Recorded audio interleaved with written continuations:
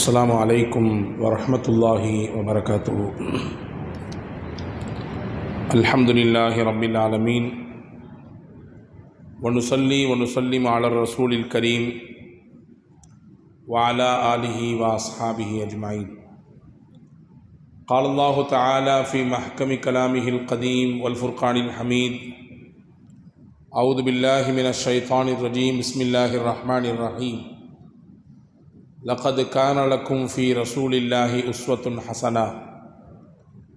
وقال نبينا محمد رسول الله صلى الله عليه وسلم: لقد تركتكم على البيضاء ليلها كنهارها لا يزيغ عنها بعدي إلا هالك.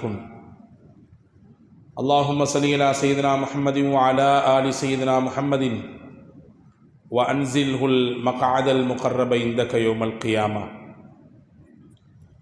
எல்லாம் வல்ல ஏக வல்லவனாம் அல்லாஹுவின் திருப்பெயர் போற்றி புகழ்ந்து அன்னலம் பெருமானார் முஹம்மதுன் ரசூலுல்லாஹ் ஸல்லல்லாஹு அலைஹி வஸல்லம் அவர்களின் மீது சலாத்தையும் சலாமையும் கூறி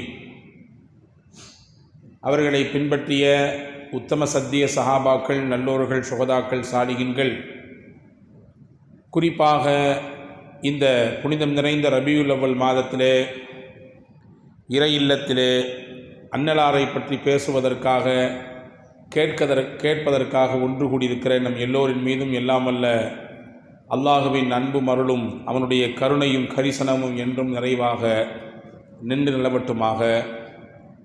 ரப்புல் ஆலமீனுடைய உயர்ந்த திருப்பொருத்தத்தை பெற்று இந்த துன்யாவில் சிறப்பான வாழ்க்கையை வாழ்வதற்கு அல்லாஹ் நாம் யாவருக்கும் தௌஃபீக்கை தருவானாக. வாழும் காலம் வரை நிறைவான ஆரோக்கியத்தையும் மருத்துவமனையின் அனைத்து விதமான துன்பதைரங்களையும் விட்டு நம்மையும் நம்முடைய சந்ததிகளையும் அல்லாஹ் காத்து ரட்சிப்பானாக.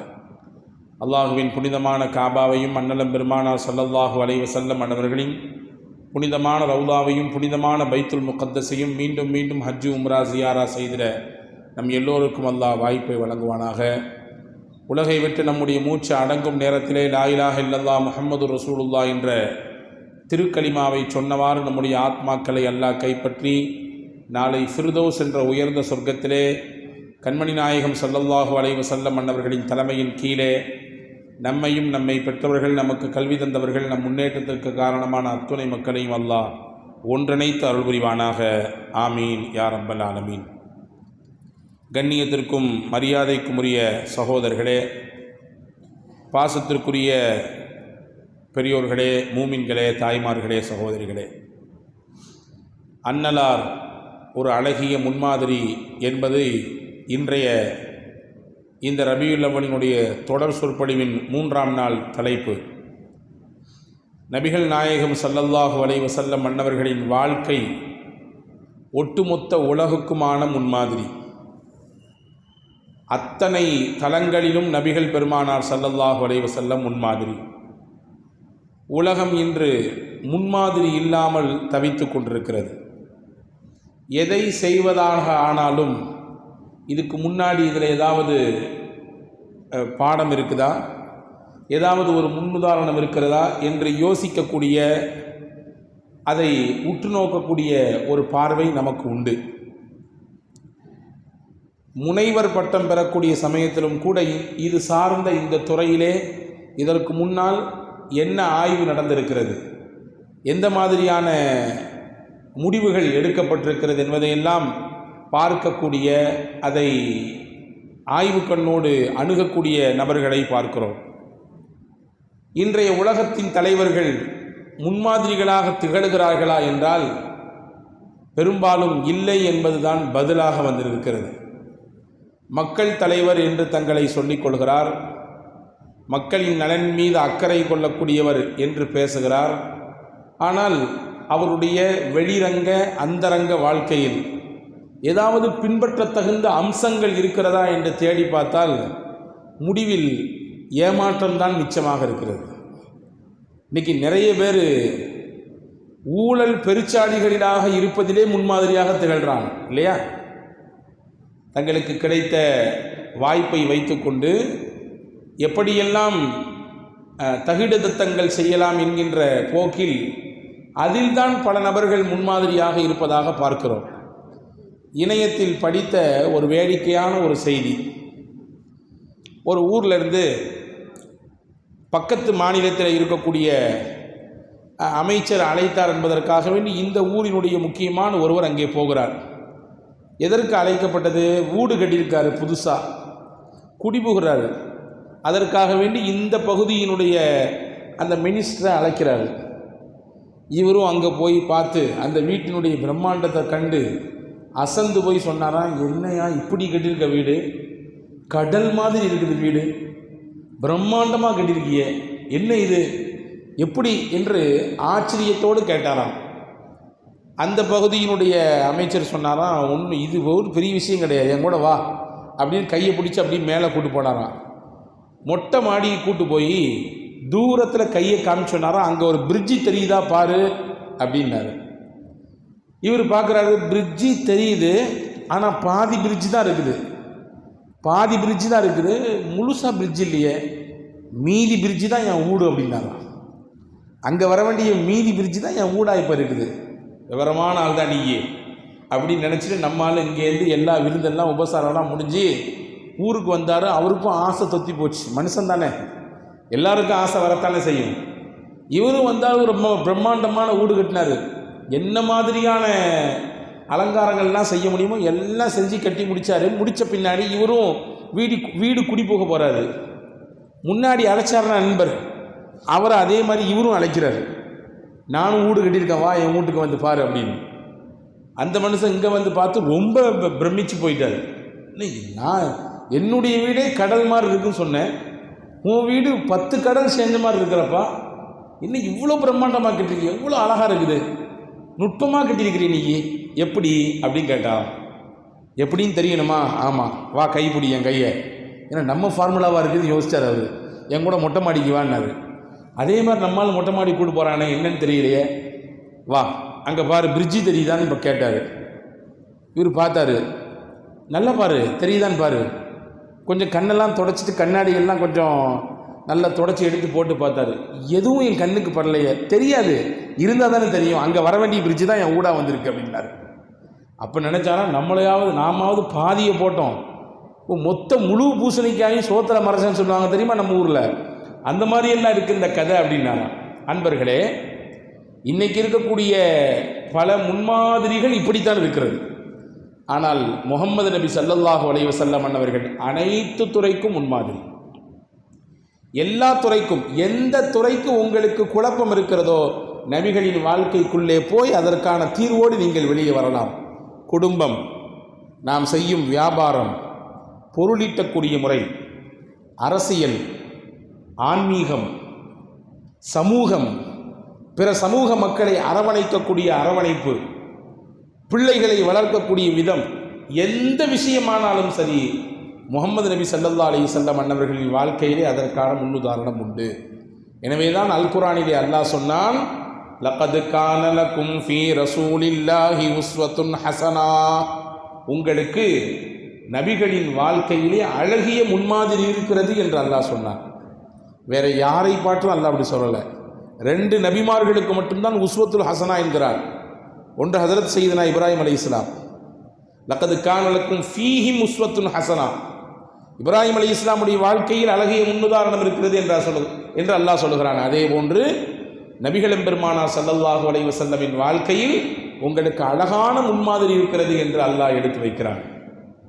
ஹஜரத் சையதுனா இர்பாத் இப்னு சாரியா ரலியல்லாஹு அன்ஹு ஒரு ஹதீஸை அறிவிப்பு செய்கிறார்கள். பாருங்கள், இப்னு மாஜாவிலே இந்த ஹதீஸ் வந்திருக்கிறது. வஅதனா ரசூலுல்லாஹி ஸல்லல்லாஹு அலைஹி வஸல்லம் மௌஇதத்தன், ஒரு நாள் நபிகள் நாயகம் ஸல்லல்லாஹு அலைஹி வஸல்லம் எங்களுக்கு வஅது செய்தார்கள், உபதேசம் செய்தார்கள்.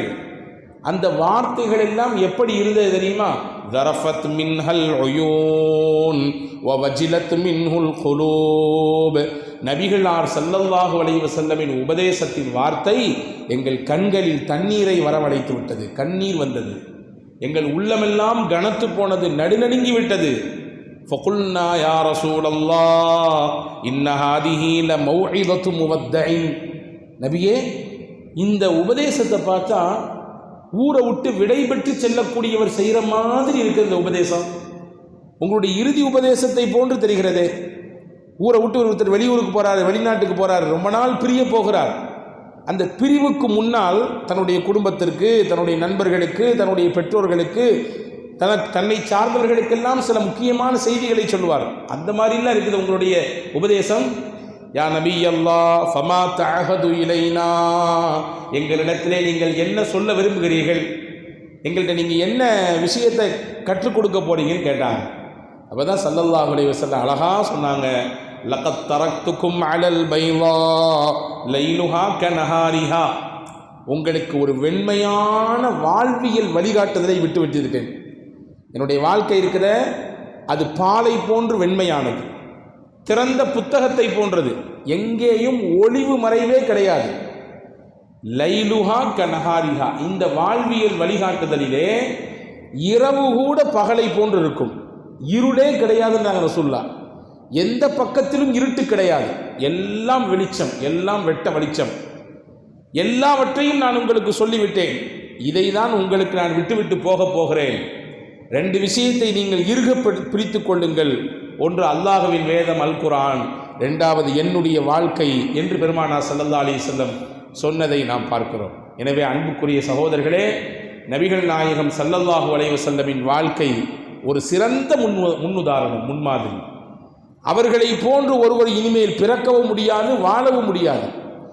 இன்னைக்கு நிறைய தலைவர்களுடைய வாழ்க்கையினுடைய முதல் 2 பக்கத்தை காணவே இல்லை. தமிழில் சொன்ன மாதிரி நடுவில் கொஞ்சம் பக்கத்தை காணுன்ற மாதிரி நிறைய பேருடைய வாழ்க்கையில் முதல் பாகத்தை காணவே இல்லை. ஏங்க, வாழ்க்கை சரிதை எழுதியிருக்கீங்க, 40 வயசுலேருந்து ஸ்டார்ட் பண்ணுறீங்க, முன்னாடி இருக்கக்கூடிய அந்த 40 ஆண்டு காலத்தை பற்றி உங்களுடைய வாழ்க்கையில் ஒன்றும் இல்லையா? இல்லை, அப்படிலாம் எழுத முடியாது. அதில் கொஞ்சம் நான் அப்படி இப்படி இருந்தேன், அதில் தலைவர் அப்படி இப்படி இருந்தார், அதில் அதெல்லாம் சொல்ல முடியாத சில விஷயங்கள் இருக்கிறது, எனவே எழுத முடியாது, இங்கே இருந்து தொடங்குகிறோம் என்று சொல்வதை பார்க்கிறோம். ஆனால் முகமது நபி ஸல்லல்லாஹு அலைஹி வஸல்லமின் வாழ்க்கை மொத்தமும் திறந்த புத்தகம். எது தேவையானாலும் இங்கே வந்துவிட்டு தீர்வை எடுத்து விட்டு போகலாம். என்னென்ன மாதிரியான முன்னுதாரணத்தை, முன்மாதிரியை நபிகள் ஸல்லல்லாஹு அலைஹி வஸல்லம் கற்றுத்தந்திருக்கிறார்கள். இன்றைய காலம் என்பது வெறுப்பும் வன்மமும் குரோதமும் பகையும் நிறைந்த காலமாக இருக்கிறது. எங்கே திரும்பினாலும் ஏதாவது ஒரு வெறுப்பு, பகை உணர்வு, கோபமும் ஒரு விதமான பகையும் நாளுக்கு நாள் மக்களுக்கு மத்தியிலே கூடிக்கொண்டிருப்பதை பார்க்கிறோம். உப்புச்சப்பில்லாத காரணத்திற்கெல்லாம் பிளவு ஏற்படுகிறது, கோபங்கள் கொள்கிறார்கள். ரசூலுல்லாஹி ஸல்லல்லாஹு அலைஹி வஸல்லம் எவ்வளவு அற்புதமான வழிகாட்டுதலை தந்திருக்கிறார்கள். ஒரு சஹாபி வந்தார், நபி இடத்திலே கேட்ட, அவுசினி யா ரசூலல்லாஹ், அல்லாஹ்வின் தூதரே, எனக்கு நீங்கள் வசியத் செய்யுங்கள், எனக்கு நீங்கள் உபதேசம் செய்யுங்க, நான் என்ன செய்யணும்? அவர் நினைச்சார், ஒரு நீண்ட பட்டியல் ரசூலுல்லாஹ் தரப்போகிறாங்க, ஒரு பெரிய லிஸ்ட்டு தரப்போகிறாங்க, அதை ஒவ்வொன்றா நோட் பண்ணி வச்சுட்டு டெய்லி அதை ஃபாலோ பண்ணணும் அப்படின்னு நினச்சார். ரசூலுல்லாஹ் சொன்னாங்க, இன்றைக்கும் ஹரமினுடைய எல்லைகள் சுற்றி பாருங்கள், இந்த ஹதீஸ் பெரும்பாலும் பதிவு செய்யப்பட்டிருக்கும். அங்கே ஓடக்கூடிய எல்இடி ஸ்க்ரீனில் இது வந்துக்கிட்டே இருக்குது, சுற்றி சுற்றி வருது இந்த ஹதீஸ். அவர் கேட்டு நிற்கிறார் சஹாபி, நான் என்ன செய்ய வேண்டும், எனக்கு வசியத் செய்யுங்கள். கால லா தக்லப், கோபம் கொள்ளாதே, பதட்டப்படாதே. வரக்கூடிய வாழ்க்கையில் நிச்சயம் கோபம் என்பது வரத்தான், அது இயற்கை. ஆனால் அதை கையாளக்கூடிய பக்குவத்தை பெற்றுக்கொள். வெறுப்பு கொள்ளாதே, பகை கொள்ளாதே. இதுவெல்லாம் மனித வாழ்க்கைக்கு உகந்ததல்ல என்பதை பெருமானார் ஸல்லல்லாஹு அலைஹி வஸல்லம் அந்த சஹாபிக்கு கற்றுக் கொடுத்ததாக நாம் ஹதீஸிலே பார்க்கிறோம். ஸைத் இப்னு ஸஅனா என்கின்ற ஒரு நபித்தோள், என்கின்ற ஒரு யூத மதத்தினுடைய படித்த பண்டிதர்.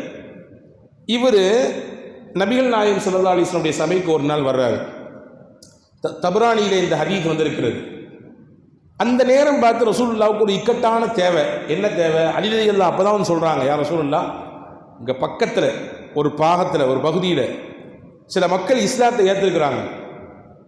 அவங்களுக்கு இஸ்லாத்தை ஏற்றுக்கொண்டால் அல்லாஹ்வின் புறத்திலிருந்து உங்களுக்கு உதவி கிடைக்கும், அல்லாஹ் உங்களை கைவிட மாட்டான், உங்களுடைய ஏழ்மையெல்லாம் அல்லாஹ் போக்கி விடுவான் என்று அவர்களுக்கு முன்னாலேயே சொல்லி கொடுக்கப்பட்டிருக்கிறது. ஆனால் அவங்க இஸ்லாத்தை ஏற்றுக்கிட்டாங்க, எந்த உதவியும் முஸ்லீம்கள் தரப்புலேருந்து போனதாக தெரியல. அவங்கள அப்படி நம்ம கண்டுக்காமல் விட்டுட்டோம்னு சொன்னால் அல்லாஹ் பாதுகாக்கணும், வந்த வழிக்கு அவங்க திரும்பி போகிறதுக்கும் வாய்ப்பு இருக்குது அப்படின்னு செய்து நான் அலிரலியல்லாஹு ரசூலுல்லாஹ் சொல்லிட்டு இருக்கிறாங்க. இப்போ ரசூலுல்லாஹ் கேட்டாங்க, ஏதாவது பொருளாதாரம் இருக்கா, ஏதாவது காசு பணம் யாரும் வச்சிருக்கீங்களா, கடனா தாங்க என்று கேட்குறாங்க. அந்த நேரத்தில் யார்ட்டையும் இல்லை. சூழலை புரிந்து கொண்ட ஸெய்த் இப்னு ஸஅனா வேதம் படித்த பண்டிதர் நேராக வந்தார்.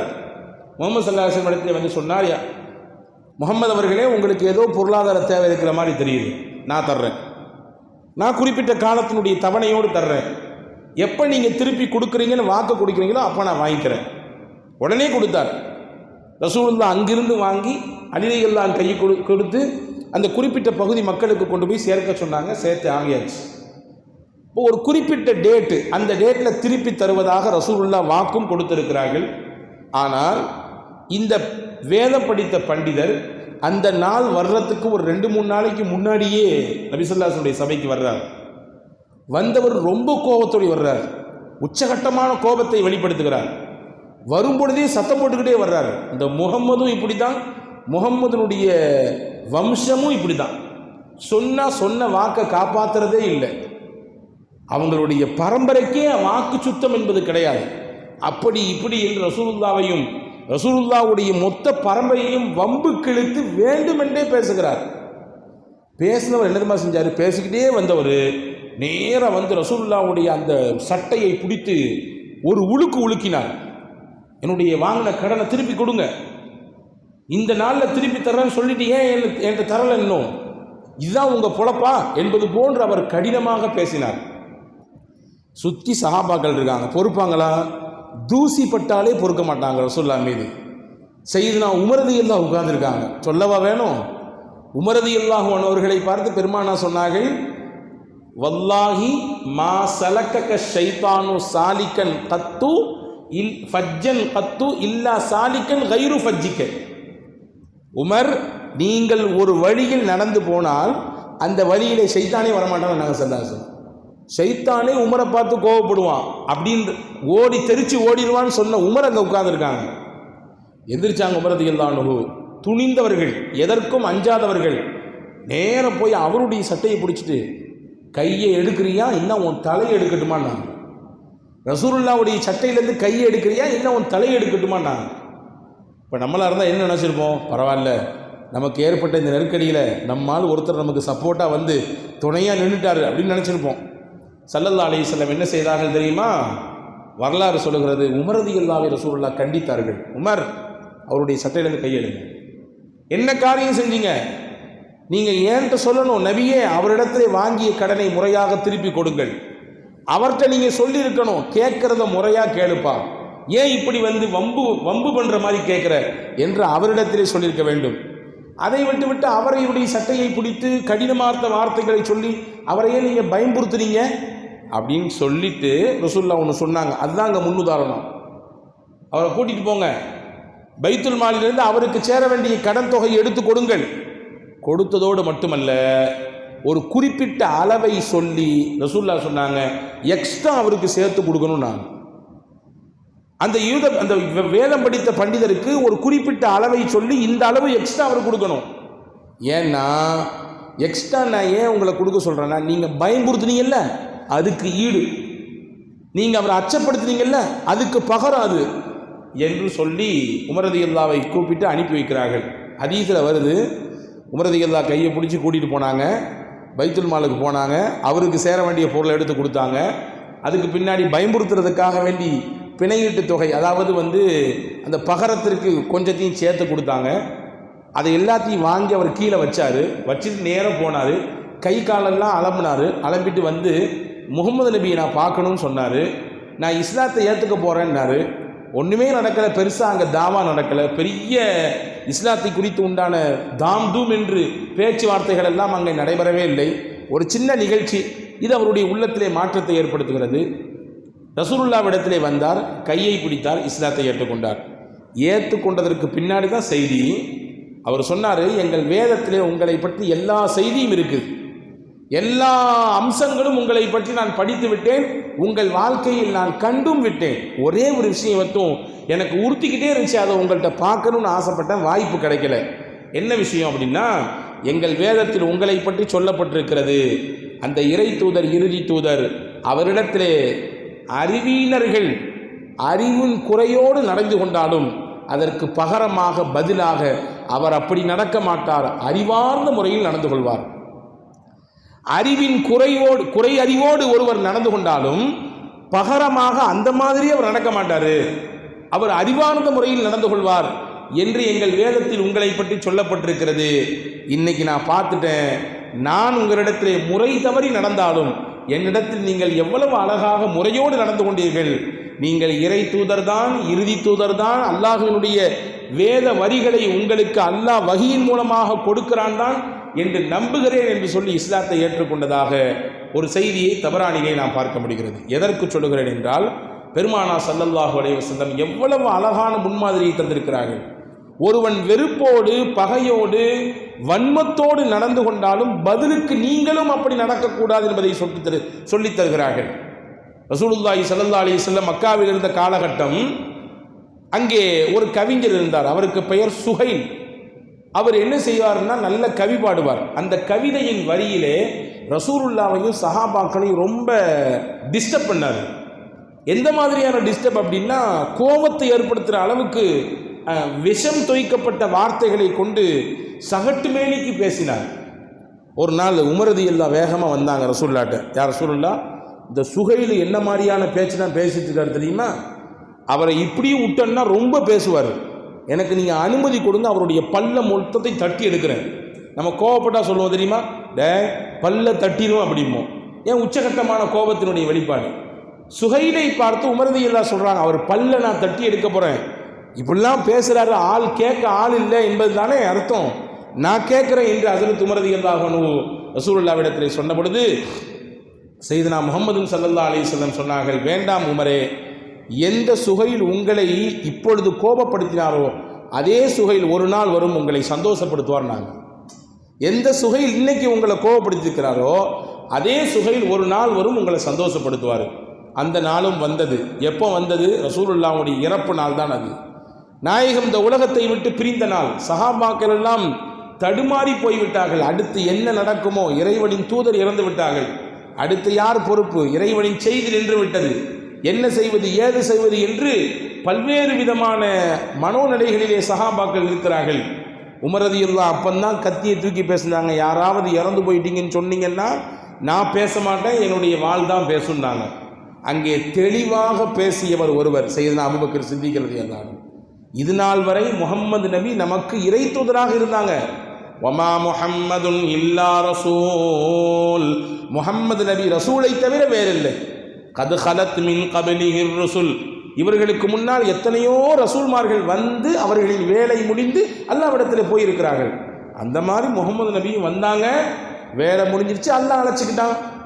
குல்லு நஃப்ஸின் தாயிகத்துல் மௌத், உலகத்தில் தோன்றிய எல்லா ஆத்மாவும் மரணத்தை சந்தித்தே தீரும். இந்த வசனங்களை எல்லாம் அப்படி எடுத்து ஓதி காட்டின உடனே உமர் ரலியல்லாஹு அப்போ தான் தெளிவு வந்துச்சு. இதே மாதிரி மதீனால அபூபக்கர் ரலியல்லாஹு அன்ஹு பிரச்சாரம் செய்தார்கள் என்றால், மக்காவிலே ஒருவர் பிரச்சாரம் செய்தார். அங்கே ஏற்பட்ட தடுமாற்றத்தை எல்லாம், அந்த மாதிரி ஒரு விதமான பதற்றத்தை எல்லாம் ஒருவர் நீக்கினார். அவர்தான் சுஹைல். சுஹைல் ரலியல்லாஹு அங்கே பேசினாங்க, யாரும் பயப்படாதீங்க, முஹம்மது ஸல்லல்லாஹு அலைஹி வஸல்லம் இறந்து விட்டார்கள் என்பதனாலே மொத்தமும் போய்விட்டது என்பது அல்ல. அல்லாஹ் இருக்கிறான், அவன் நித்திய ஜீவன், அவனை தான் நாம் ஒருவன் என்று வணங்கி கொண்டிருக்கிறோம். அவன்தான் நம்மை எல்லாம் படைத்தவன், அவனுக்கு இறப்பு கிடையாது, அவனுக்கு அழிவு கிடையாது, அவன் காலத்திற்கும் வாழக்கூடியவன், அவனின் இறை தூதர் தான் முஹம்மது நபி ஸல்லல்லாஹு அலைஹி வஸல்லம் என்று சொல்லி அந்த மக்களை சமாதானப்படுத்தினார்கள். பின்னொரு நாள் உமர் ரலியல்லாஹு அன்ஹு சுஹைல் ரலியல்லாஹு சந்திக்கிற சமயத்தில் கட்டி பிடிச்சிட்டு சொன்னாங்களாம், ஓன் பல்ல தான் உடைக்கட்டுமான்னு ரசூலுல்லாஹ்ட்ட நான் கேட்டேன். ரசூலுல்லாஹ் அன்னைக்கு சொன்னாங்க, இன்னைக்கு உங்களை கோபப்படுத்தியிருக்கக்கூடிய சுஹைல் ஒரு நாள் சந்தோஷப்படுத்துவார் அப்படின்னு சொன்னாங்க. நான் கேள்விப்பட்டேன், மதீனாவில் எப்படி அபூபக்கர் மக்களின் ஈமானை பாதுகாத்தாரோ, தடுமாற்றத்திலிருந்து மக்களை மீட்டெடுத்தாரோ, அந்த மாதிரி மக்காவில் நீங்கள் செய்ததாக நான் கேள்விப்பட்டேன். எவ்வளவு உயர்தரமான ஒரு வாய்ப்பை அல்லாஹ் உங்களுக்கு வழங்கி விட்டான் என்று சையதுனா உமர் ரலியல்லாஹு அன்ஹு சுஹைல் ரலியல்லாஹு இடத்திலே சொன்னதாக ஒரு வரலாற்று குறிப்பு இருக்கிறது. இப்போ பகையை, வன்மத்தை, வெறுப்பை அதை எப்படி கையாள வேண்டும் என்கின்ற முறையை மிக அழகாக பூமான் நபி ஸல்லல்லாஹு அலைஹி வஸல்லம் அவர்கள் கற்றுத்தந்திருப்பதை பார்க்க. இன்னைக்கு பகையும் வெறுப்பும் வன்மமும் கூடியதினாலே அதனால என்ன பிரச்சனை? நமக்கு தான் பிரச்சனை. நம் உடலுக்குத்தான் பல்வேறு விதமான தீங்குகள், உடலுக்குத்தான் பல்வேறு விதமான அசௌகரியங்கள். ஒன்றும் இல்லைங்க, ஒரு உளவியல் ஆசிரியர் தன்னுடைய மாணவர்களிடத்தில் அழகாக ஒரு செய்தியை புரிய வைக்க நினைத்தார். என்ன? வெறுப்போடும் பகையோடும் வாழுகிற வாழ்க்கை அது அர்த்தமற்ற வாழ்க்கை. அதை புரிய வைக்கணும்னு நினைச்சாரு. அது உங்களுக்கு தான் கேடு, உங்களுடைய உடம்புக்கு தான் அது பெரிய பாதிப்பை ஏற்படுத்தும் அப்படிங்கிறத புரிய வைக்க நினைச்சாரு. என்ன செஞ்சார் தெரியுமா? ஒரு பையனை எழுப்பினார். எழுப்பி இந்த மாதிரி ஒரு பாட்டில் தண்ணி, ஒரு சின்ன பாட்டில், ஒரு 100 ml, அந்த 100 ml பாட்டில் தண்ணி அவன் கையில் கொடுத்து இப்படி நீட்டி ஒரு 5 நிமிஷம் வச்சிருப்பான்னாரு. அந்த பையன் அந்த பாட்டில் தண்ணி ஒரு 5 நிமிஷம் அப்படியே கையில் வச்சுருந்தான். கை வலிக்குதையான்னு கேட்டார். இல்லை, எனக்கு வலிக்கவே இல்லையா அப்படின்னா. சரி, அதே பாட்டில் தண்ணியை 1 மணி நேரம் அப்படி கையை நீட்டி வச்சுருந்தார். 1 மணி நேரம் கழித்து கேட்டார், கை வலிக்குதப்பான்னு கேட்டார். ஆமாம், லைட்டாக சின்னதாக வலிக்குது. சரி, இன்னைக்கு ஃபுல் டே காலையிலேருந்து நைட்டு வரைய நீட்டின கையை அப்படியே அந்த பாட்டிலோட கையிலேயே வச்சுருக்கணும், கையை அசையக்கூடாதுன்னாரு. அவன் சொன்னான், என் கை வலியாலேயே நான் பெரிய பாடுபட்டு போயிடுவேன். அப்போ சொன்னார் அந்த ஆசிரியர், இருப்பது சின்ன அளவு தண்ணீர் தான், ஆனால் அதை நீ எவ்வளவு நேரம் சுமக்கிறாய் என்பதை வைத்து உனக்கு வலியும் வேதனையும் கூடுகிறது. அதே மாதிரி தான் வெறுப்பும் பகையும் வன்மமும். அது சிறிய அளவாக இருந்தாலும் உன்னோடு எவ்வளோ நாள் அது டிராவல் ஆகுதுன்றதை கவனித்து அது உனக்கு வலியையும் வேதனையும் தரும், உனக்கு பெரிய டிஸ்டர்பை கொடுக்கும், உனக்கு பெரிய பிரச்சனையை தரும். எனவே ஒரு காலம் வாழ்க்கையிலே வன்மமும் வெறுப்பும் வேண்டாம் என்று அவர் தன்னுடைய மாணவர்களுக்கு சொல்லிக் கொடுத்ததாக நாம் பார்க்கிறோம். அன்பு சகோதரர்களே, உங்களுக்கெல்லாம் தெரியலாம் என்று நினைக்கிறேன்.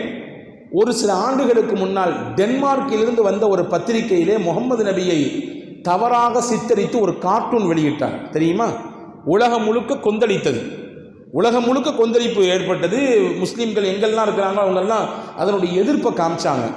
அது எப்படி இறை தூதரை நீங்கள் எப்படி இந்த மாதிரி கார்ட்டூன் கொண்டு வரலாம், அவமானகரமாக எப்படி சித்தரிக்கலாம் சொல்லி வேர்ல்டு முழுக்க பெரிய எதிர்ப்படைகள் ஏற்பட்டது. ஆனால் அந்த டென்மார்க்கில் நினைச்சு தெரியுங்களா, அந்த டென்மார்க்கில் இளைஞர்களாக சேர்ந்து ஒரு கூட்டமைப்பு நுஸ்ரத்துன் நபி ஸல்லல்லாஹு அலைஹி வஸல்லம் என்கின்ற பெயரிலே ஒரு சங்கத்தை துவங்கினார்கள். எந்த டென்மார்க்கிலிருந்து முகம்மது நபியின் மீது ஏற்பட்ட வெறுப்பினாலே கார்ட்டூனின் மூலமாக உலகத்திற்கு அவமானத்தை முகம்மதுக்கு கொடுக்க வேண்டும் என்ற எண்ணத்திலே அப்படி ஒரு விஷயத்தை செய்தானோ, அதே நாட்டிலே முஸ்லிம் இளைஞர்கள் ஒரு குழுவாக இணைந்து ஒரு சங்கத்தை துவங்கினார்கள். நுஸ்ரத்துன் நபி ஸல்லல்லாஹு அலைஹி வஸல்லம், நாயகம் ஸல்லல்லாஹு அலைஹி வஸல்லம் அன்னவர்கள் இந்த உலகத்திற்கு செய்து கொடுத்த பேருதவிகள் என்கின்ற பெயரிலே அந்த அமைப்பின் மூலமாக முகம்மது நபி உலகத்திற்கு சொன்ன விஷயங்களை வர்ற போகிற எல்லா மக்கள்கிட்டையும் எளிமையாக புரியும் விதத்திலே அவர்கள் போகிற போக்கிலேயே அப்படியே சொல்லிக்கொண்டே இருந்தார்கள். அல்லாஹு அக்பர். எந்த வருடம் இந்த கார்ட்டூன் வெளியிடப்பட்டதோ அதிலிருந்து மிகச்சரியாக 6 மாதத்திற்குள்ளே, அதிலிருந்து மிகச்சரியாக 6 மாதத்திற்கு பிறகு கிறிஸ்துவ பெருமக்கள் கொண்டாடக்கூடிய கிறிஸ்துமஸ் வந்தது. அந்த 6 மாத கேப்பிலே இந்த இளைஞர்கள் குழு செய்த இந்த சிறப்பான வேலையினாலே 5000 மக்கள் முஸ்லிமானார்கள், 5000 பேர் இஸ்லாத்தை ஏற்றுக்கொண்டார்கள். கிறிஸ்துமஸிலே இருக்கக்கூடிய அந்த கிறிஸ்துவ சகோதரர்கள் தங்களுடைய அந்த புத்தாண்டிற்கும் தங்களுடைய அந்த பெருநாளை கொண்டாடும் பொழுது குர்ஆனை அன்பளிப்பாக ஒருவர் பகிர்ந்து கொள்ளும் அளவிற்கு இஸ்லாத்தை பற்றி, முகம்மது நபியை பற்றி ஒரு சிறந்த புரிதலை யார் கொடுத்தார் என்றால் இந்த நுஸ்ரத்துன் நபி ஸல்லல்லாஹு அலைஹி வஸல்லம் என்ற இந்த அமைப்பை சேர்ந்த இளைஞர்கள் மிகச்சிறப்பாக கொடுத்தாங்க. உலகம் முழுக்க எதிர்ப்பு ஏற்பட்டுச்சு, எதிர்ப்பை பதிவு செஞ்சாங்க. ஆனால் அந்த மண்ணில் வாழக்கூடிய மக்கள், அந்த இளைஞர்கள் என்ன சமயோஜிதமாக முடிவெடுத்தாங்கன்னா, நம்ம எதிர்ப்பை மட்டும் பேசுறது ஒரு புறம் பேசிக்கிட்டே இருந்தாலும் முகம்மது நபியை இந்த உம்மத்துக்கு உலகத்திற்கு கொண்டு போய் சேர்ப்போம், அவங்க இந்த உலகத்திற்கு விட்டு சென்ற நல்ல விஷயங்கள் என்னன்றதை சொல்லுவோம். அவங்க யாரு? ஒட்டுமொத்த அகிலத்தின் அருள் கொடை அவர்கள். எனவே அந்த அருள் கொடையை இந்த ஒட்டுமொத்த உலகத்திற்கும் கொண்டு போய் சேர்ப்போம் என்ற முயற்சியை மேற்கொண்டார்கள். சிறந்த பலனை அல்லாஹ் அவர்களுக்கு தந்தார். எனவே அன்பு சகோதரர்களே, வெறுப்பை எப்படி கையாள வேண்டும், வன்மத்தை எப்படி கையில் இருந்து இறக்கிவிட வேண்டும் என்பதை மிக அழகாக முஹம்மது நபி ஸல்லல்லாஹு அலைஹி வஸல்லம் அவர்கள் இந்த உம்மத்திற்கு முன்மாதிரியாக சொல்லியிருக்கிறார்கள். அதே போன்று உலக வாழ்க்கையிலே தவிர்க்க முடியாத ஒரு விஷயம் என்னவென்றால் உறவுகள். உறவுகள் என்பது இல்லாமல் ஆகியிருந்தால் என்னவாகும் என்று யோசியுங்கள். உறவே இல்லை, தனிமரமாக ஒருத்தர் இருக்கிறார், கற்பனை செய்ய முடியுதா? முதல்ல கற்பனைக்கே எட்டாத விஷயம். உறவு, குடும்பம், மனைவி, மக்கள், அண்ணன், தம்பி, மாமன், மச்சன் எல்லாம் சேர்ந்ததுதான் மனமகிழ்ச்சியான வாழ்க்கைக்கான அடையாளம். அந்த உறவுகளுக்கிடையிலே எப்படியான முன்னுதாரணமாக நடக்க வேண்டும் என்பதை முஹம்மது நபி ஸல்லல்லாஹு அலைஹி வஸல்லம் மிக அழகாக கற்றுத்தந்தார்கள். காலப்போக்கில் உறவு என்பது சர்வசாதாரண ஒன்றாக தட்டிவிட்டு போகக்கூடிய சூழலுக்கு மாறிவிட்டது. உறவை பேணுதல் என்பது மிக மிக அரிதாகி போய்விட்ட காலத்தில் நாம் வாழ்ந்து வருகிறோம், இல்லையா? ரசூலுல்லாஹ் சொன்னாங்க, உறவு என்பது அல்லாஹ் தன்னுடைய ரஹ்மான் என்ற பெயரில் இருந்து பிட்டு கொடுத்து அந்த உறவை உருவாக்கி இருக்கிறான். எனவே உறவு அல்லாஹ்விடத்திலே சொன்னதாம், இறைவா, உன்னிலிருந்து உன் பேரிலிருந்து நான் வந்திருக்கிறேன். என்னை யார் சேர்த்துக்கிறாங்களோ அவங்கள நீயும் சேர்த்துக்கோ, என்னை யார் வெட்டி விட்டுறாங்களோ அவங்கள நீயும் வெட்டி விட்டுரு என்று உறவு அல்லாஹ்விடத்திலே சொன்னதாக ஒரு ஹதீஸ் இருக்கிறது. எனவே உறவுகள் விஷயத்தில் எவ்வளவு தூரம் முன்மாதிரி வேணும். எத்தனை எத்தனை இடங்களிலே அண்ணன் தம்பிகளுக்கு இடையிலே பேச்சுவார்த்தை இல்லாமல் முறிந்து போய் கிடக்கிறது. தாய்க்கும் தகப்பனுக்கும் இடையிலே, பெற்றோருக்கும் பிள்ளைகளுக்கும் இடையிலே, நான் மௌத்தா போனாலும் என்னுடைய தீதாரை பார்க்கறதுக்கு நீ வரக்கூடாது என்று சொல்லக்கூடியவர்கள் எவ்வளவு பேர் இருக்கிறார்கள், இல்லையா?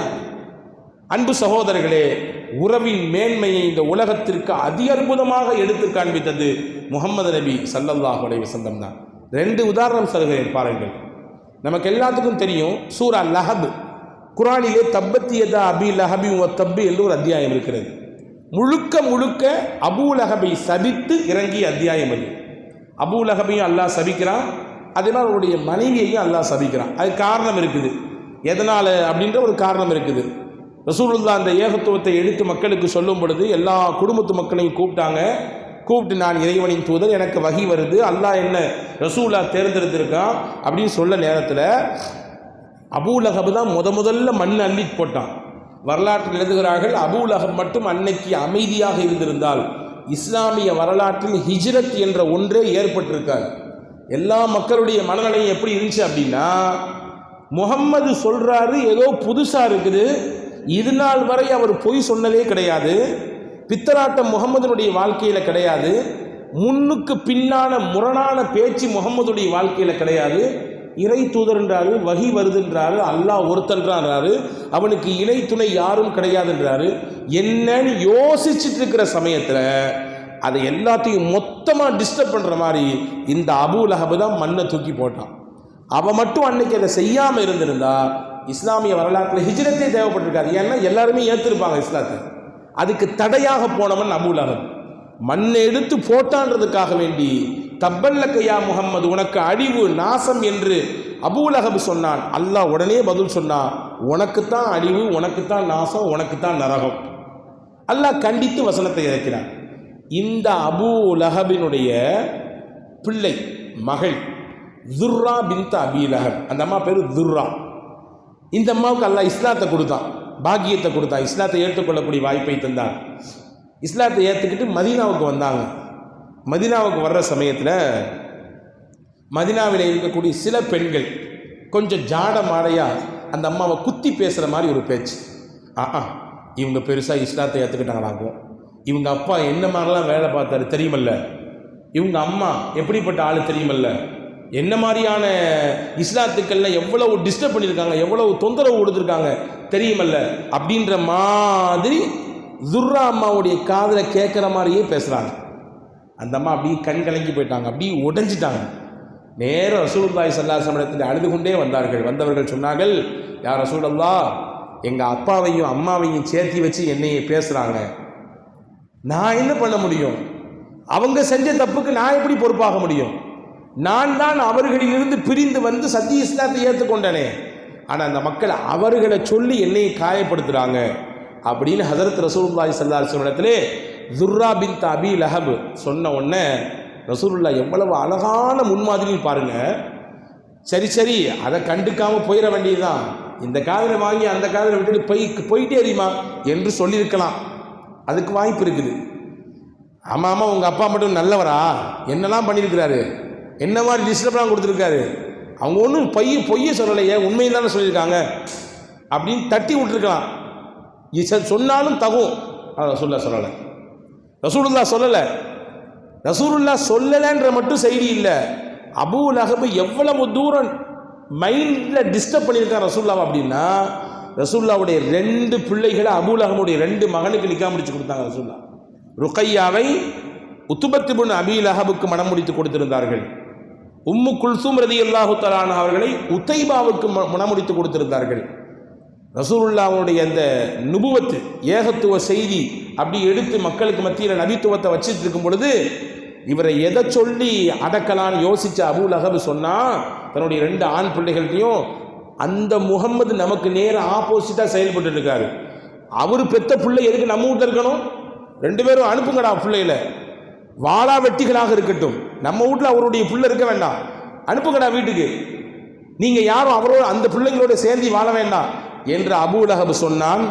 உத்துபாவும் உதைபாவும் ருக்கையா ரலியல்லாஹு தஆலா அன்ஹா அவர்களையும் உம்மு குல்சூம் ரலியல்லாஹு தஆலா அன்ஹா அவர்களையும் வெட்டி விட்டார்கள். இப்பொழுது அந்த 2 பிள்ளைகளும் கணவன் வீட்டிலிருந்து தகப்பனார் வீட்டிலே வந்து இருக்கிறார்கள். ரசூலுல்லாவுக்கு மைண்ட் ரீதியாக டிஸ்டர்ப் கொடுத்தான், உளவியல் ரீதியாக ரசூலுல்லாவை தொந்தரவு பண்ணான். இப்போ ரசூலுல்லாஹ் துர்ராட்டை இதெல்லாம் சொல்லி காட்டவே இல்லை. எப்படிலாம் உங்கள் அப்பா எனக்கு டிஸ்டர்ப் கொடுத்துருக்காரு, என்ன மாதிரியான தொந்தரவுலாம் கொடுத்துருக்காரு, எதையுமே சொல்லலை. ஒரு வகையிலே அபூ லஹப் ரசூலுல்லாவுக்கு நெருக்கமான உறவுக்காரன். எந்த அளவுக்கு நெருக்கம் என்றால், நாயகத்தினுடைய தகப்பனாரும் அபூ லஹபும் ஒரே தகப்பனுக்கு பிறந்தவங்க. ரசூலுல்லாவுடைய நெருங்கிய உறவு. அப்துல் முத்தலிப் எடுத்தெடுத்த பிள்ளைகளில் ஒருவர் தான் அபூ லஹப். அப்துல் முத்தலிபினுடைய பிள்ளைகளில் ஒருவர் தான் அப்துல்லா, ரசூலுல்லாவுடைய தகப்பனார். ரசூலுல்லாஹ் வந்து நேராக வந்து தொழுது முடிச்சுட்டு மெம்பரில் ஏறினாங்க. ஏறி சொன்னாங்க, மன்னாதா நசபி வதி ரஹ்மி ஃபகத் ஆதானி, என்னுடைய உறவை, என்னுடைய இரத்த பந்தத்தை யார் காயப்படுத்தினாங்களோ அவங்க என்னையை காயப்படுத்தினதா அர்த்தம். ஃபமன்னாதானி ஃபகத் ஆதல்லா, என்னை யார் காயப்படுத்தினாங்களோ அல்லாவை காயப்படுத்தினதா அர்த்தம்.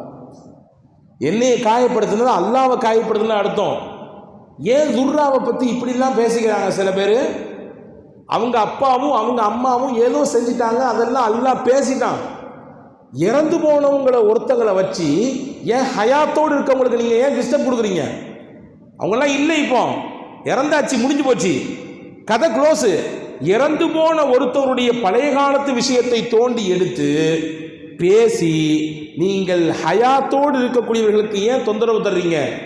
இதனால் இறந்து போகிறவருக்கு எந்த பாதிப்பும் கிடையாது, உயிரோடு இருக்கவங்களுக்கு தான் பாதிப்புன்னு நாங்கள் சொல்லாச்சு. எவ்வளோ அழகான வார்த்தை கவனிங்க. நிறைய நபர்கள் பேசி விடுகிறார்கள் பல நேரங்களில். ஆமாம், உங்கள் அத்தாவை பற்றி எனக்கு தெரியாதா, உங்கள் தாதாவை பற்றி எனக்கு தெரியாதா, அவர்லாம் அந்த காலத்தில் என்ன பண்ணார் தெரியுமா, என்ன பிஸ்னஸ் தெரியுமா, அவருடைய பேக்ரவுண்ட் என்னன்னு தெரியுமா, அங்கேருந்து வந்தவங்க தான் நீங்கள்லாம் அப்படின்னு முன்னால் இருக்கிறவங்களை அவமானப்படுத்துவதற்காக இறந்து போன யாரோ ஒருவர் செய்த விஷயங்களை எடுத்து பேசக்கூடிய சூழலை இன்னைக்கும் நாம் பார்க்கிறோம். ரசூலுல்லாஹ் அழகாக சொன்னார்கள், இறந்து போனவருடைய செயலை வைத்து நீங்கள் உயிரோடு இருப்பவர்களுக்கு தொந்தரவு கொடுத்தால் அது இருப்பவர்களுக்குத்தான் பிரச்சனை, இறந்து போனவர்களுக்கு எந்த பாதிப்பையும் அது ஏற்படுத்தாதுன்னு நாங்கள் சல்லாடிச்சோம். அன்பு சகோதரர்களே, ரசூலுல்லாஹ் எவ்வளவு தூரம் உறவுக்கு முக்கியத்துவம் கொடுத்திருக்கிறாங்க. தன்னுடைய இரத்த உறவு என்பதனாலே அங்கே ஒரு பாதிப்பு என்றவுடன் மெம்பரிலே ஏறி பெருமானார் ஸல்லல்லாஹு அலைஹி வஸல்லம் பேசினார்கள் என்றால், உறவின் முக்கியத்துவத்திற்கு உத்தம நபி ஸல்லல்லாஹு அலைஹி வஸல்லம் கொடுத்த அந்த மரியாதையை நாம் இங்கே கவனத்தில் கொள்கிறோம். ரசூலுல்லாஹி ஸல்லல்லாஹு அலைஹி வஸல்லமுடைய மகளார் ஃபாத்திமா ரலியல்லாஹு தஆலா அன்ஹா, அலி ரலியல்லாஹு அன்ஹு 2 பேருக்கும் நிக்காஹ் செஞ்சு ரசூலுல்லாஹ் தான் வச்சு கொடுத்தாங்க. பக்கத்திலேயே வீடு. ரசூலுல்லாஹ் எங்கே போயிட்டு எங்கே வந்தாலும் முதல்ல ஃபாத்திமா அம்மா வீட்டுக்கு தான் போவாங்க. ஃபாத்திமா அம்மாவை பார்த்துட்டு பேசிட்டு தான் இங்கே வருவாங்க ரிட்டன் வீட்டுக்கு. ஒரு நாள் ரசூல் ஸல்லல்லாஹு அலைஹி வஸல்லம் அவர்கள் அலி ரலியல்லாஹு வீட்டுக்கு போகிறாங்க, மகள் வீட்டுக்கு போகிறாங்க. போனால் அங்கே ஃபாத்திமா அம்மா மட்டும் இருக்கிறாங்க, அலி ரலியல்லாஹு இல்லை. அலி ரலியல்லாஹு வீட்டில் இல்லை. இப்போ ரசூலுல்லாஹ் கேட்டாங்க, ஐல இப்னு அம்மிக்க யா ஃபாத்திமா, ஃபாத்திமாவே உன்னுடைய சச்சாவுடைய மகனை எங்கன்னு கேட்டாங்க. உறவின் நெருக்கத்தை காட்டுறாங்க. ஃபாத்திமாவுக்கு அலி ரலியல்லாஹு யாரு? சச்சாவுடைய பையன். ரசூலுல்லாவுக்கு அபூ தாலிப் சச்சா, அவர் பெத்த புள்ள. எனவே அவரை எங்க அப்படின்னு கேட்டாங்க. உடனே ஹஸரத் ஃபாத்திமா சொன்னாங்க, பைனி வ பைனஹு ஷையுன், எனக்கும் அவருக்கும் இடையில ஒரு சின்ன வாக்குவாதம், பேச்சுவார்த்தையில் ஒரு வாக்குவாதம் நடக்கத்தான் செய்யும். வீட்டுக்கு வீடு நடக்குது. நம்ம ஒன்று சொன்னால் அது வீட்டில் இருக்கக்கூடிய பெண்கள் ஒன்று சொல்லுவாங்க, நீ சொல்லிட்டியா, இதை விட நான் இன்னொன்று சொல்கிறேன் பாருன்னு சொல்லி வார்த்தைகளை கூட்டினா வார்த்தை தான் கூட்டிகிட்டே இருக்குமே தவிர முற்றுப்புள்ளி வைக்க முடியாது இல்லையா? வேடிக்கையாக சொல்கிறது உண்டு. காரில் 2 பேரும் போயிட்டு இருந்தாங்க, ஒரு கணவனும் மனைவியும். 2 பேரும் பேசினாலே ஏதாவது ஒரு பிரச்சனை வந்துடுது அப்படின்னு நினச்சிட்டு இந்த அம்மா நினச்சி தான் இந்த மனுஷனோட ஏன் பேசணும் தேவையில்லாமல், கொஞ்ச நாள் மௌனமாக இருக்கலாம் அப்படின்னு நினச்சிட்டு இருந்துச்சா. அவரும் அந்த மாதிரி நினச்சிட்டு இருந்தார். இருந்தாலும் நம்ம ஆளுக்கு கொஞ்சம் எப்படியாவது எதையாவது குத்தி விடணுமல்ல, அந்த எண்ணம் இருக்கத்தான் செய்யும். போய்கிட்டே இருக்கும் பொழுது சிக்னலில் கார் நிற்கிது. நம்ம ஊர் கதையை சொல்கிறேன், இங்கே உள்ள கதைலாம் கிடையாது. இது சிக்னலில் கார் நிற்கிது. காருக்கு முன்னாடி அப்படியே அந்த சிக்னலை கிராஸ் பண்ணி ஒரு 2-3 எருமை மாடுகள் அப்படி கடந்து போகுது. சும்மா இருக்கலை இவர் தூண்டி விட்டார். அம்மா பத்தியா உங்கள் சொந்தக்காரங்கள்லாம் அப்படி போகிறாங்க பாரு அப்படின்னாரு. அந்த அம்மா பேசாமல் இருக்கணும்னு சும்மா இருக்கணும்னு நினச்சிருந்துச்சு. இவர் வம்பு இழுக்கிறார், என்ன பண்ணுறது? ஆமாம் என் சொந்தக்காரர் தான், இந்த போது என் மாமனார், இந்த போது இல்லை இது வந்து என் மாமியார் அப்படின்ச்சான். வேகமாக பதில் சொல்லிச்சான் இல்லையா? சில நேரங்களில் வார்த்தைகளை சுருக்குவதனாலே பலன் கிடைக்கும். காலையில் எந்திரிச்சு உட்காந்து பேப்பர் நியூஸ் பார்த்து வாசிச்சுட்டு இருக்கிறாரு. அந்த அம்மா வேகமாக காப்பி போட்டு கொண்டு வந்து கையில் கொடுக்குது. அதுவரையும் சும்மா இருந்து வாசிச்சுட்டு இருந்தவர் வேகமாக கலட்டி வச்சிருந்த கண்ணாடி எடுத்து மாட்டிக்கிறாரு. அந்த அம்மா கேட்டுச்சா, ஏமா இதனால் இவ்வளோ நேரம் சும்மா தானே வாசிச்சுட்டு இருந்தீங்க, ஏன் கண்ணாடி போட்டு வாசிக்கிறீங்க? இல்லை தலைவலி வந்தால் டாக்டர் கண்ணாடி போட சொல்லியிருக்கிறாரு. இந்த அம்மா வர்றது அவருக்கு தலைவலியாக இருக்காமா, அதை சிம்பாலிக்காக சொல்கிறாராம்மா. எடுத்து காஃபியை வச்சுட்டு அவர் வாயில் ஒரு வாய் தான் எடுத்து குடித்தார். குடித்த உடனே அந்த அம்மாட்ட சொன்னார், மனுஷன் கொடுப்பான அந்த காப்பியை எப்படி இருக்கு பாரு அப்படின்னு. அதனால தான் உங்களுக்கு ஒன்று தந்தேன்னு அந்த அம்மா சொன்னது இல்லையா? இப்போ வார்த்தைகளில் கவனம். சில வார்த்தைகள் நம்ம தமிழில் சும்மா ஒன்று சொல்லலாம், ஒரு வார்த்தை வெல்லும் ஒரு வார்த்தை கொல்லும் என்றான் இல்லையா? இப்போ ஹஸரத்து ஃபாத்திமா அம்மா ரசூலுல்லாஹ் சொல்கிறாங்க, பைனி வ பைனஹு ஷையுன், எனக்கும் அவருக்கும் இடையில ஒரு சின்ன வாக்குவாதம். அதனால் கோவப்பட்டு பேசாமல் போயிட்டார் வெளியில். அப்படியா பிரச்சனையா? ரசூல் ஸல்லல்லாஹு அலைஹி வஸல்லம் அவர்கள் ஒருத்தரை கூப்பிட்டாங்க. அலி எங்கே இருக்காரு பார்த்துருவாங்கண்ணா. ஒரு ரவுண்ட் அடிச்சு வந்தார். வந்தவர் சொன்னாரே, அவர் சொல்லா மஸ்ஜித் நபவியில் படுத்து கிடக்கிறாரு. அன்னைக்குள்ள மஸ்ஜித் நபவி என்பது வெறும் கட்டான் தரை, வெறும் மண் தரை.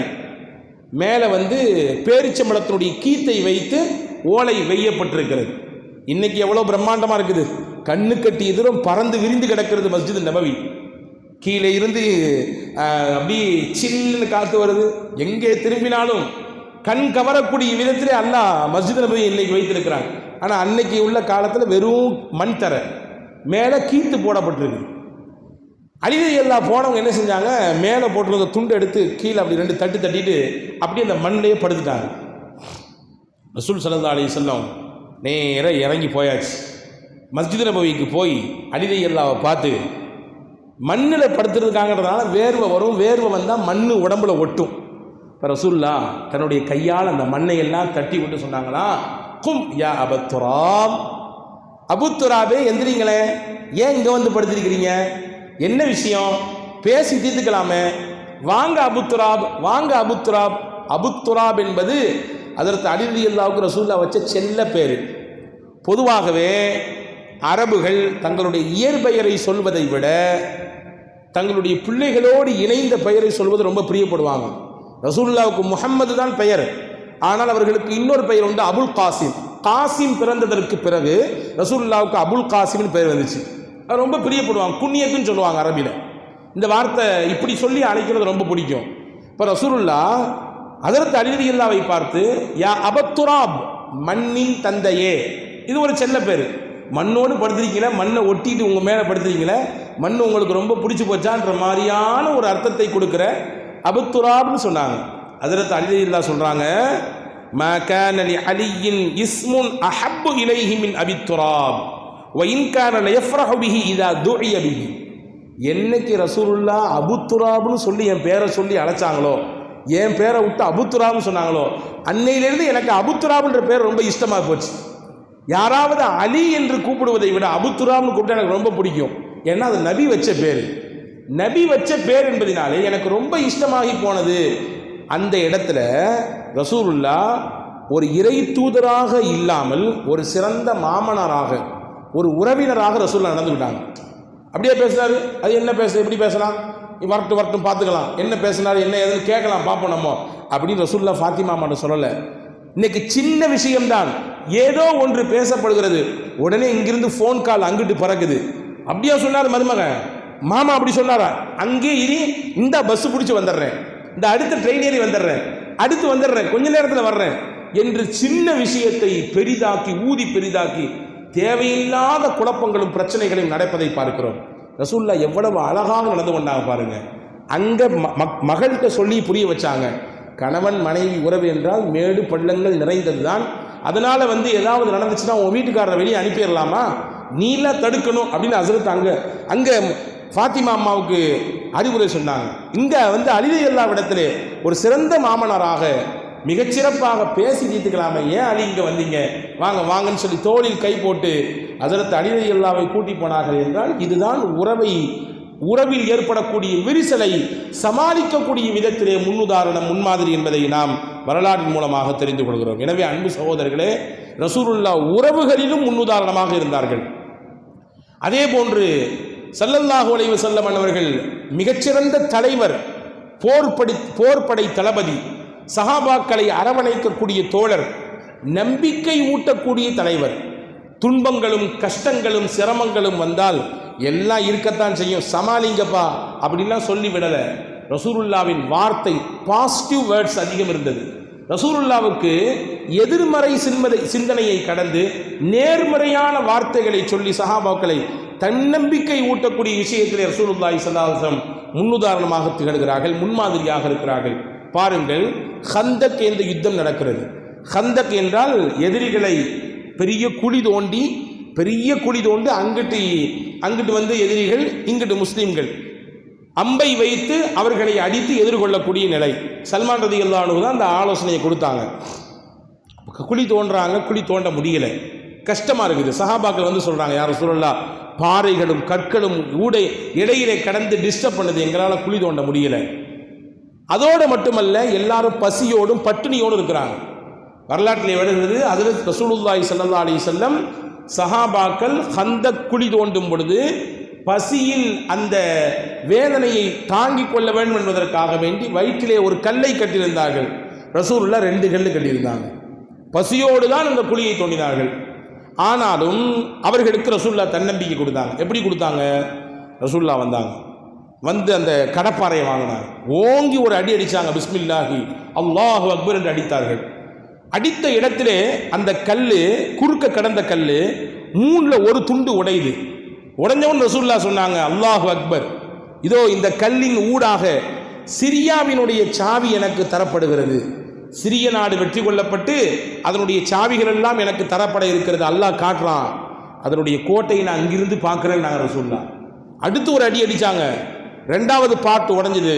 அல்லாஹு அக்பர் என்று சொன்னார்கள், பாரசீகத்தினுடைய சாவிகள் எனக்கு தரப்பட போகிறது.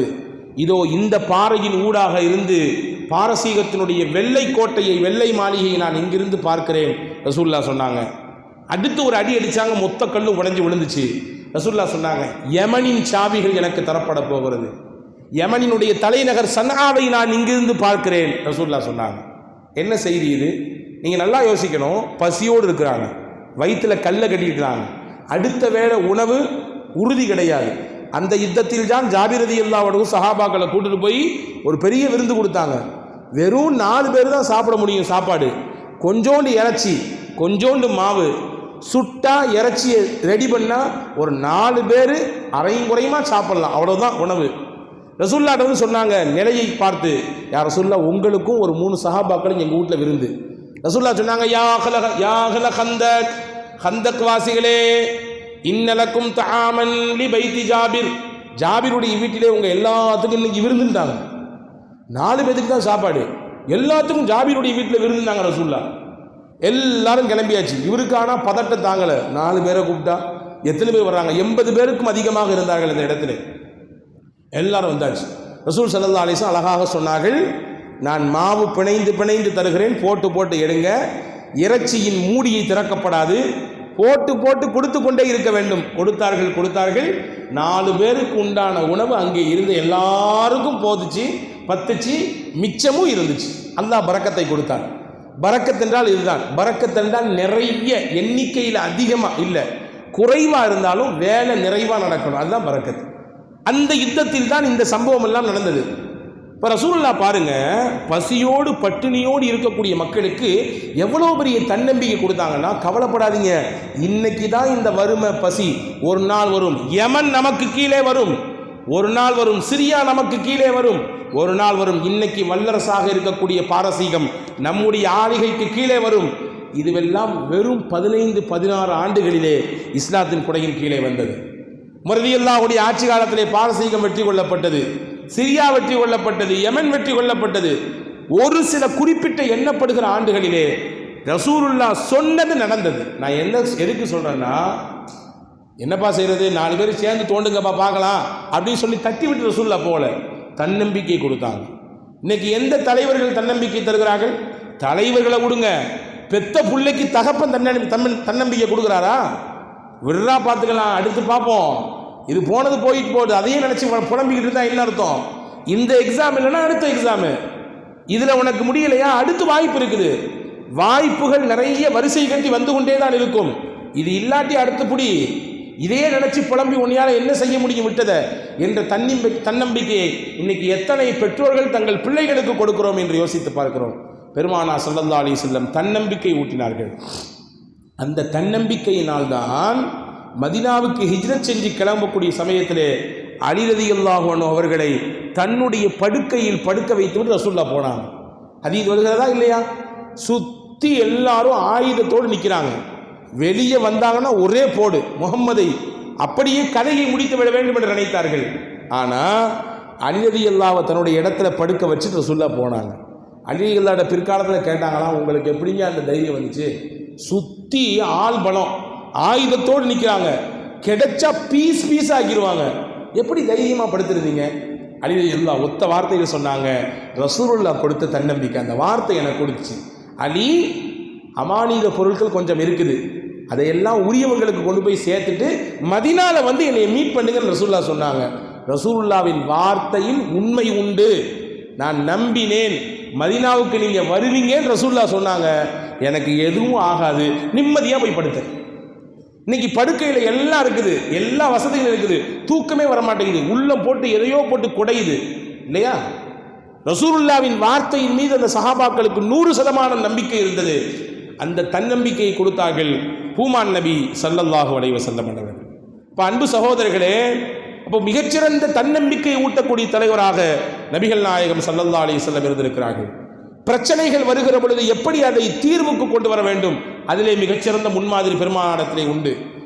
பிரச்சனைகளை பெரிதாக்கி இன்னும் பெரிதாக்கி அதிலே குளிர் காயக்கூடிய நிலைப்பாட்டிலே இன்று நம்மிலே பலர் இருக்கிறோம்.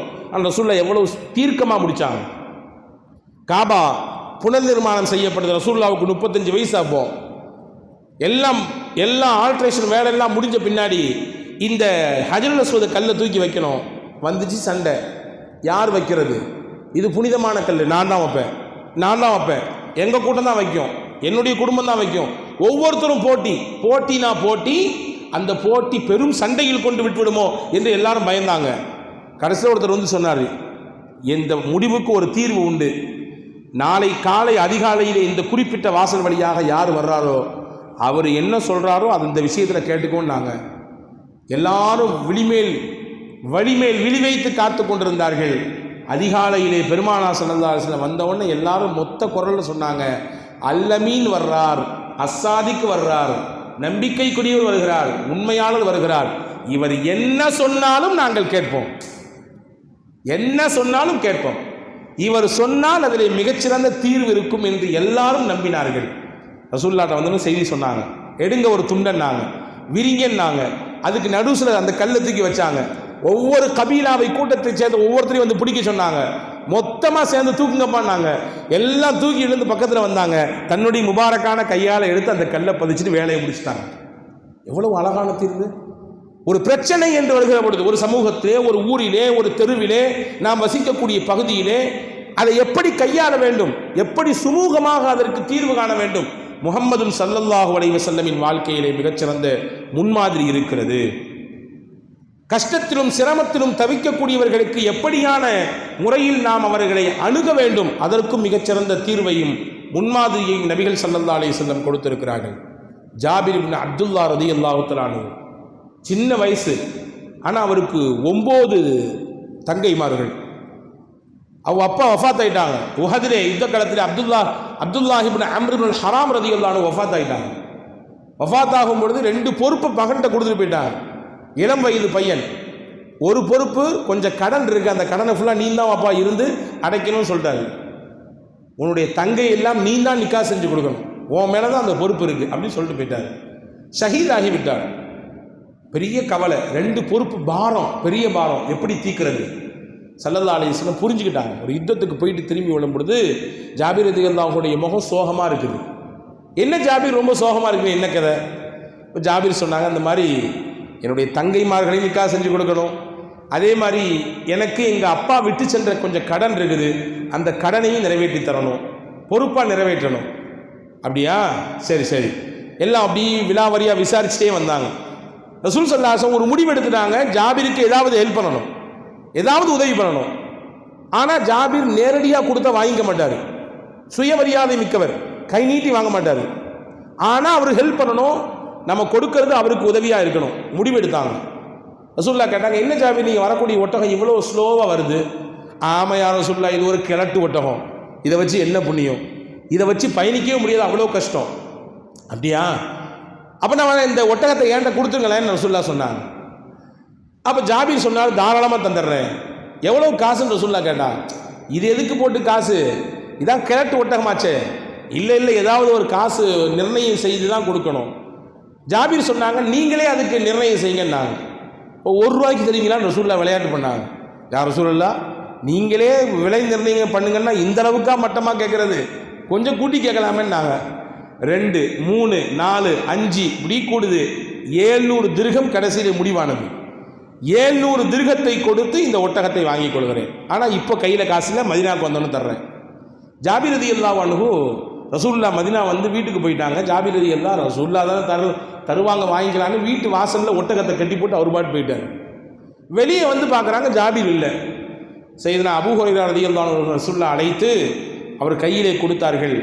ஜாபீரை போய் சந்திக்க வேண்டும். சந்தித்து இந்த 700 திர்ஹத்தை அவரிடத்தில் வாங்கிய ஒட்டகத்திற்கான கிரயம் காசு கொடுத்துவிட்டு, இந்த ஒட்டகத்தை நான் அவருக்கு கிஃப்டாக கொடுக்குறேன்னு சொல்லி கொடுக்குறேன்னு நாங்கள் அவர்கிட்ட வாங்கினதுமா ஆட்சி போய் போச்சு.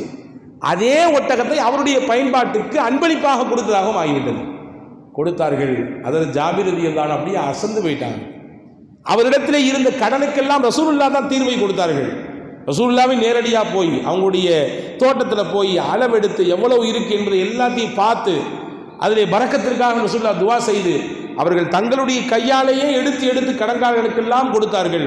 கொடுத்தது போக மிச்சம் தான் கிடைத்தது. அன்பு சகோதரர்களே, எதற்கு சொல்லுகிறேன் என்றால், ஒருவருடைய வாழ்க்கையில் இருக்கக்கூடிய கஷ்டங்கள், சிரமங்கள், பிரச்சனைகளை ரசூலுல்லாஹ் எப்படி அணுகினார்கள், எப்படியான ஒரு ஆறுதலையும் ஒரு தீர்வையும் ரசூலுல்லாஹ் கொடுத்தார்கள் என்பதற்கு இதுவெல்லாம் மிகச்சிறந்த முன்னுதாரணமாக, முன்மாதிரியாக இருக்கிறது. இப்படி நம்முடைய வாழ்வையிலே, நம்முடைய தொழிலிலே, பொருளீட்டலிலே, குடும்பத்திலே, உறவுகளை பேணுவதிலே, நாம் செய்யக்கூடிய இபாதத்திலே, நம்முடைய கொடுக்கல் வாங்கலிலே, அனைத்திலும் அன்னலம் பெருமானார் ஸல்லல்லாஹு அலைஹி வஸல்லம் அன்னவர்கள் முன்மாதிரியாக திகழ்கிறார்கள். எனவேதான் அல்லாஹ் சொன்னான், லக்கது கான லக்கும் ஃபீ ரசூலில்லாஹி உஸ்வத்துன் ஹஸனா.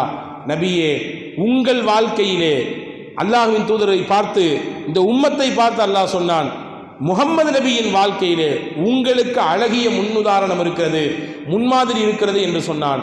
அந்த முன்மாதிரியான ஒப்பற்ற இறை தூதர் முஹம்மது ஸல்லல்லாஹு அலைஹி வஸல்லம் அன்னவர்களின் வாழ்வை வாசிப்போம், அவர்களை நேசிப்போம், அவர்கள் வாழச் சொன்ன பிரகாரம் மிகச்சிறப்பான வாழ்க்கையை வாழ்வோம். வல்ல அல்லாஹ் நம் யாவருக்கும் தௌஃபீக் செய்வானாக. ஆமீன். வ ஆகிரு தஅவானா அனில் ஹம்துலில்லாஹி ரப்பில் ஆலமீன். வஸ்ஸலாமு அலைக்கும் வரஹ்மத்துல்லாஹி வபரகாத்துஹு. ஸல்லல்லாஹு